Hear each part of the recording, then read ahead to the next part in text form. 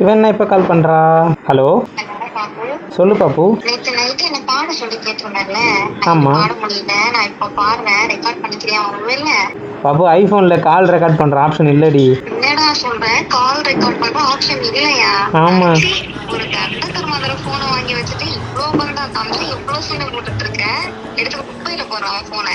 Record option கூட இல்லாம என்ன ஐபோன் வச்சுட்டு சுத்திட்டு இருக்க நீ? ரெக்கார்ட் ஆப்ஷன் இல்லடியா, மற்றபடி பர்ஃபார்மன்ஸ்லாம் பயங்கரமாக இருக்குடி ஐஃபோனில்.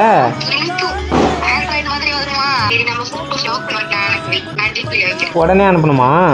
உடனே அனுப்பு. இல்லடி, கொஞ்சம் டைம் ஆகும். ஏன்னா அது ஃபைலில் சேவ் பண்ணி அப்புறமா தானே அனுப்ப முடியும்.